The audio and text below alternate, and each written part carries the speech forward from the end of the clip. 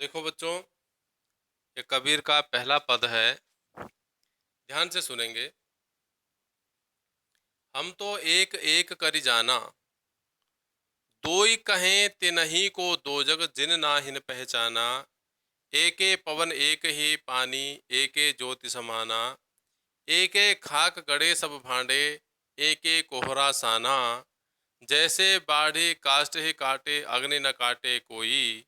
सब घट अंतर तू ही व्यापक धरे स्वरूपे सोई। माया देख के जगत लुभाना, काहिर नरगर बाना। निर्भय भया कछु नहीं व्यापे, कहे कबीर दीवाना। ठीक है। तो देखो, बहुत सुंदर भाव है, ध्यान से समझे। हम तो एक एक कर जाना। कबीरदास जी क्या कह रहे हैं? हम तो सिर्फ एक को ही जानते हैं।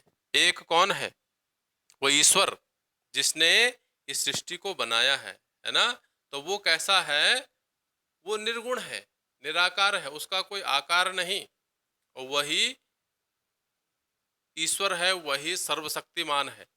तो उस सर्वशक्तिमान को ही हम क्या है? मानते हैं। उसी को मैं मानता हूं। हम तो एक एक कर जाना, सबका मालिक वो एक ही है। मैं एक को ही जानता हूं। दो ही कहे तिनहि को दो जग जिन नाहिन पहचाना। दो ही कहे मैंने भेद दो। अगर जो उसको दो मानता है, अर्थात जैसे हिंदू और मुसलमान अलग अलग ईश्वर को मानते हैं, लेकिन वो बोला, कबीरदास जी कह रहे मेरी दृष्टि में दोनों एक ही हैं। जैसे हिंदू राम कहता है और मुसलमान रहीम कहता है ना, या अल्लाह कहता है ना। और अपने ईश्वर को तो वो मानता है, लेकिन दूसरे को क्या करता है? दूसरे का विरोध करता है। तो ऐसा नहीं होना चाहिए। वो दोनों तत्वतः बोला एक ही हैं। इसलिए कबीरदास जी कह रहे हैं, हम तो एक एक कर जाना। तो दो ही कहे तिनहि को दो जग जिन नाहिन पहचाना। जिन्होंने वास्तव में उसको पहचाना नहीं, वही उनको दो कहते हैं, यानी अलग अलग मानते हैं। तो ऐसे जो उनको अलग अलग मानते हैं, उनको कहाँ जाना पड़ेगा? बोला दो जग। दो जग मैंने नरक में जाना पड़ेगा। जो इन दोनों में ही भेद करता है, उनको बोला उसकी प्राप्ति, उस ईश्वर की प्राप्ति नहीं होती है, बल्कि उनको कहाँ जाना पड़ेगा? नरक में जाना पड़ेगा, मरने के बाद। ठीक है। तो दो ही कहे तिनहि को दो जग जिन नाहिन पहचाना। जिन्होंने उनको वास्तविक रूप से नहीं पहचाना है और उनमें भेद करते हैं, राम को अलग मानते हैं, रहीम को अलग मानते हैं, तो वो उनको क्या करना पड़ेगा? बोला दो जग में, नरक में जाना पड़ेगा। ठीक है। एके पवन एक ही पाने, एके ज्योति समाना। अरे हिंदू मुसलमान के अलग अलग मिट्टी से बने हैं, एक ही मिट्टी से बने हैं ना। तो उनको बनाने वाला ईश्वर भी तो एक ही होगा। होगा कि नहीं होगा? मुसलमान के क्या जो नसों में खून नहीं बहता है, या पानी बहता है? तो क्या हिंदू के नसों में पानी बहता है? अर्थात दोनों का शरीर जब एक जैसा बना है, तो उनको बनाने वाला कोई एक ही होगा। अब जैसे पानी को हम वाटर कह दें, नीर कह दें, जल कह दें, पानी कह दें, कुछ भी कह दें, तो है तो एक ही के नाम है ना। तो केवल तो पर्यायवाची शब्द भेद है ना। तो उससे पानी में भेद नहीं हो जाता। ऐसे ही इस जब शरीर को बनाने वाला जब एक जैसे बना है, तो इसको बनाने वाला कोई एक ही होगा। तो इनमें भेद करने का कोई मतलब ही नहीं होता। तो एक ही पवन एक ही पाने, एक ही ज्योति समाना।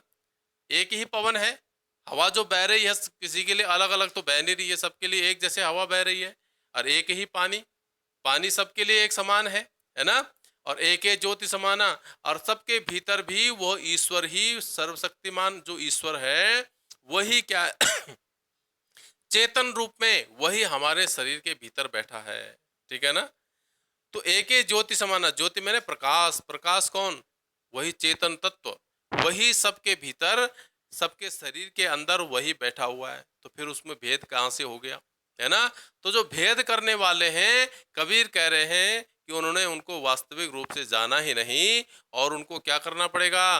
बोला नरक में जाना पड़ेगा। ठीक है।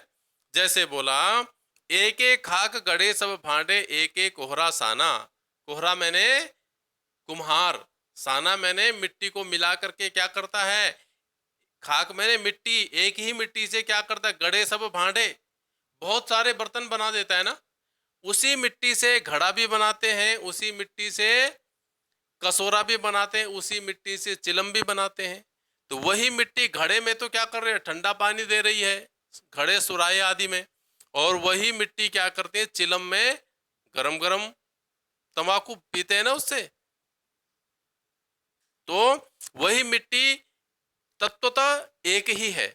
वो बर्तन किसी भी प्रकार के बना ले, कुल्हड़ बना ले, सुराही बना ले, घड़ा बना ले, चिलम बना ले, कुछ भी बना ले, तो उसके मूल में, उसके कारण में क्या है, एक मिट्टी ही है ना। ऐसे ही इन शरीरों को बनाने वाले, वो जो मुसलमान का शरीर हो, चाहे हिंदू का हो, सिख का हो, ईसाई का हो, वो एक ही मिट्टी से बने हैं, है ना। तो उनको बनाने वाला कुम्हार भी एक ही है। जैसे मिट्टी के बर्तन बनाने वाला कुम्हार एक ही होता है, लेकिन वो विविध प्रकार के बर्तन बना देता है ना, उसी मिट्टी से। मिट्टी एक ही है। ऐसे ही वो ईश्वर भी सबको बोला बनाने वाला वह एक ही ईश्वर है, केवल नाम रूप अलग अलग है। जैसे मिट्टी से बनने वाले बर्तन, उनके नाम अलग अलग है, उनके स्वरूप अलग अलग है।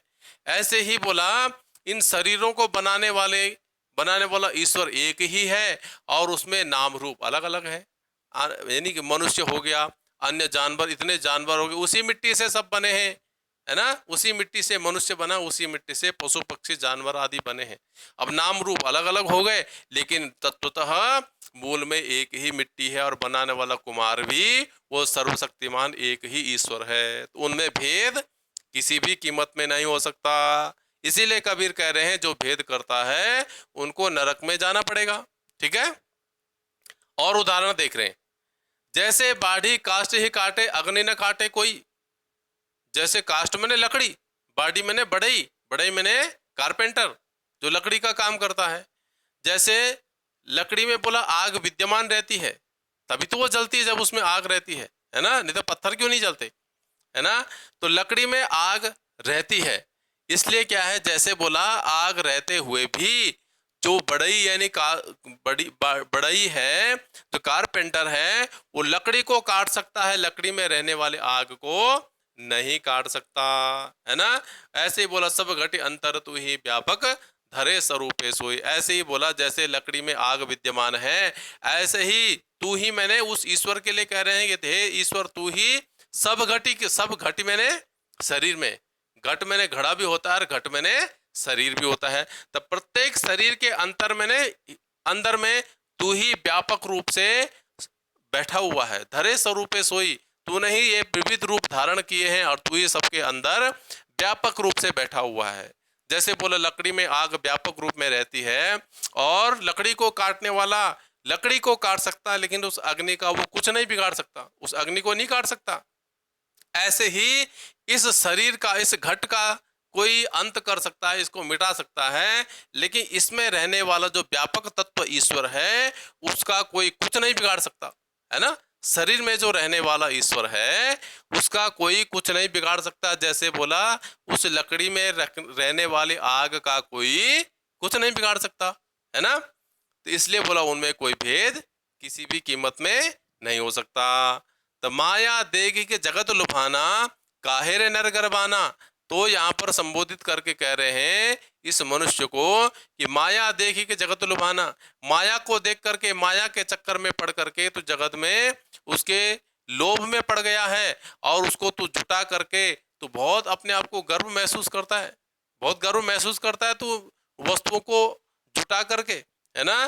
क्यों, वो वस्तु तेरे साथ जाने वाली थोड़ी है, वो वस्तु एक दिन यहीं समाप्त हो जाएंगी, यहीं छूट जाएंगी, है ना। इसलिए उनपे गर्व करने की जरूरत नहीं है। तो निर्भय भया कछु नहीं व्यापे, कहे कबीर दीवाना। कबीरदास जी कह रहे कि मेरे पास तो कुछ है ही नहीं, मैं तो दीवानों की भांति यत्र तत्र विचरण करता रहता हूं, और मैं निर्भय होकर के कहीं भी विचरण कर लेता हूं, मुझे कोई दिक्कत, कोई परेशानी नहीं होती है। हम जैसे हम ट्रेन में सफर कर रहे हैं, और हमारे पास बहुत सामान है, तो हमें अपने सामान की बहुत चिंता रहती है ना। हम डरे हुए रहते, कहीं सामान चोरी ना हो जाए, कहीं कुछ ना हो जाए, कहीं कोई सामान छूट ना जाए, टेंशन रहती है। और जिसके पास कुछ ना हो, खाली हाथ यात्रा कर रहा हो, वो निर्भय होकर के आराम से सो जाता है, और निश्चिंत होकर के गाड़ी रुकती तो आराम से उतर जाता है, आराम से चढ़ जाता है, आराम से यात्रा करता है ना। तो कबीरदास जी कह रहे हैं मैं भी जीवन रूपी यात्रा को ऐसे ही कर रहा हूँ। मैं बहुत सारी चीजों को, वस्तुओं को नहीं जुटाता हूँ, इसलिए मैं निर्भय होकर के विचरण करता हूँ। मुझे किसी का डर नहीं है। डरता वो ये तो जो गलत काम करता हो, जिसके पास बहुत सारा सामान हो, उनकी सुरक्षा, उनकी देखभाल कैसे हो, वो जीवन भर डरता रहता है ना। तो कबीरदास जी कह रहे हैं हम तो दीवानों की भांति यत्र तत्र विचरण करते हैं, हमें कोई भय नहीं है, निर्भय होकर के हम सब विचरण करते हैं, है ना। और उस ईश्वर में हम कोई भेद नहीं करते, ठीक है। तो उन्हीं को उस ईश्वर की प्राप्ति होती है जो उसमें भेद नहीं करते। जिनकी भेद बुद्धि है, उनको अलग अलग मानते हैं, वो बोला नरक में जाएंगे, दो जग में जाएंगे, ठीक है। तो इसको समझने की कोशिश करें, नहीं समझे तो दोबारा पूछना, मैं दोबारा बता दूंगा। अगला पद हम अगले वीडियो में पढ़ेंगे। तो आज के लिए, तब तक के लिए इतना ही। कुछ प्रश्नोत्तर दे रहा हूँ, उनको भी लिखना और मुझे चेक भी करा देना, ठीक है। ओके।